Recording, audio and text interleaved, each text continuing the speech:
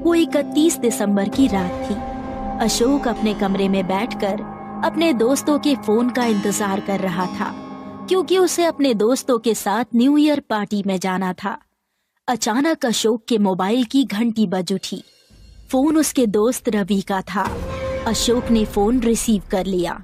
Hello Ashok, तू तैयार हो गया? तुझे याद है ना, रोहन ने अपने घर पर न्यू ईयर पार्टी रखी है, हमें वहीं पर जाना है। अरे यार रवि, मैं तेरे ही फोन का इंतजार कर रहा था। मैं तो बहुत देर से तैयार हो गया हूँ। वैसे एक बात बता, क्या निखिल और गौरव भी आ रहे हैं न्यू ईयर पार्टी में? हाँ यार, वो भी आ रहे हैं, और उनके बगैर न्यू ईयर पार्टी तो अधूरी है।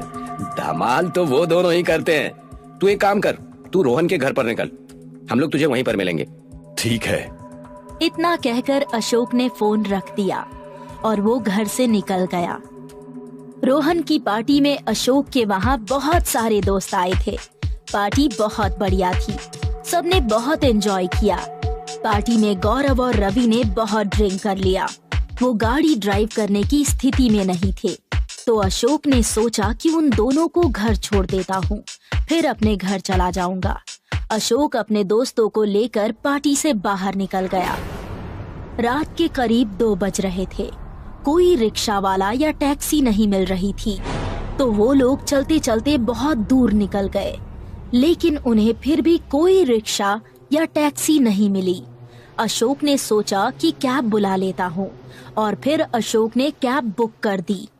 वो सब कैब के लिए वेट करने लगे। पूरी सड़क एकदम सुनसान थी, दूर दूर तक कोई नजर नहीं आ रहा था। अशोक ने आसपास बैठने के लिए जगह ढूंढी, लेकिन कहीं पर भी जगह भी नहीं मिली। उसने आसपास देखा अगर कोई दुकान खुली हो, लेकिन उसे कोई दुकान भी खुली नहीं मिली। तभी इतने में अशोक को एक दुकान की लाइट जलती हुई दिखी। वो दुकान 2 दुकानों के बीच में एक छोटी सी जगह पर थी, जो कुछ अजीब सी थी, मानो बहुत ज्यादा पुरानी हो। अशोक वहां अपने दोनों दोस्तों को लेकर गया। उस दुकान का बोर्ड बहुत ही अजीब सा था।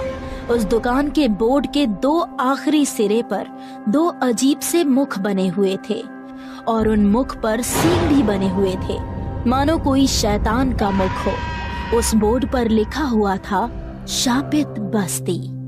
अशोक ने देखा, और वो दुकान नींबू पानी और कोल्ड ड्रिंक्स की थी, और वहां पर अंदर बैठने की जगह भी थी। अशोक ने दुकान के बाहर खड़े रहकर आवाज लगाई, कोई है अंदर? इतने में एक बूढ़ा सा दिखने वाला एक आदमी बाहर आया। उसे देखकर अशोक को कुछ अजीब सा एहसास हो रहा था। वो कुछ अजीब सा था। उसने एक फटी पुरानी चादर ओढ़ी थी, और चादर के नीचे के कपड़े ठीक से नहीं दिख रहे थे, सिर्फ चादर ही दिख रही थी। उनका चेहरा बहुत अजीब सा था। उसके चेहरे पर एक अजीब सी कशिश थी। उसके चेहरे की लाली ऐसी थी मानो कोई जिंदा इंसान ना हो। क्या हम अंदर बैठ सकते हैं? वो हमारी कैब थोड़ी ही देर में आती होगी। हाँ, अंदर आ जाओ। वो सब अंदर बैठ गए। कुछ लोगे? नींबू पानी या फिर कुछ और? अशोक को ख्याल आया, और वो मन में बोला, गौरव और रवि को नींबू पानी पिला देता हूँ, जिससे उनका हैंगओवर थोड़ा कम हो जाएगा। 2 नींबू पानी दे दीजिएगा। अशोक चांद की तरफ देख रहा था। उस दिन पूर्णिमा की रात थी। चांद बहुत चमक रहा था। वो चांद को बस देखे ही जा रहा था कि अचानक उसकी नजर दुकान के मालिक पर गई। उसने देखा कि चांद की इतनी रोशनी में सबकी परछाइयां दिख रही थी, लेकिन उस बूढ़े की परछाई ही नहीं दिख रही थी। अशोक को ये देखकर कुछ याद आया कि जब भी वो छुट्टियों में नानी के घर जाता था, तब उसकी नानी उसे भूत की कहानियां सुनाया करती थी। वो कहती थी कि जिसकी परछाई ना दिखे वो भूत होते हैं। अशोक ने दोबारा सोचा कि कहीं ये उसका भ्रम तो नहीं है, इसलिए वो चेक करने के लिए धीरे से आगे बढ़ा, और वो धीरे से चलकर उसके पास चला गया। उसने देखा कि वो जो नींबू निचोड़ रहा था, उस नींबू में से रस की जगह गहरे लाल रंग का खून निकल रहा था। जैसे ही उसने वो देखा, वो बूढ़ा आदमी उसकी तरफ यानी पीछे घूम गया। अशोक ने जो नजारा देखा वो दिल दहला देने वाला था।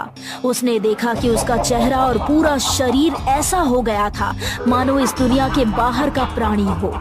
उसके चेहरे पर से आंखें और नाक गायब हो गए थे और उसके कान बहुत ही बड़े हो गए थे और उसकी वो अजीब सी हंसी बहुत डरावनी थी। उसके वो नुकीले दांत जिसमें दांत टेढ़े मेढ़े और छोटे बड़े थे, ये देखकर अशोक बहुत डर गया। उसके दोस्तों को कुछ पता नहीं था कि यहाँ क्या हो रहा है, क्योंकि वो सब शराब के नशे में थे। वो दोस्तों के पास गया। वो अपने दोस्तों को वहां से उठा ही रहा था कि इतने में ही वो अजीब सा प्राणी पास आ गया। अशोक ने बहुत कोशिश की कि वो दोस्तों को लेकर भाग जाए, लेकिन वो शराब के नशे में थे, इसलिए वो उन्हें बचाकर भाग नहीं सका। अशोक वहां से तेजी से भागा और वो दुकान के बाहर भाग ही रहा था कि इसी बीच आए पत्थर की वजह से गिर गया। उसने जमीन पर गिरी हुई हालत में देखा तो वो अजीब सा प्राणी उसके एकदम पीछे खड़ा था। ठंड में उसके पसीने छूट रहे थे और उसने डरी और सहमी आवाज में पूछा, क्या बिगाड़ा है हमने तुम्हारा? क्यों हमें मारना चाहते हो?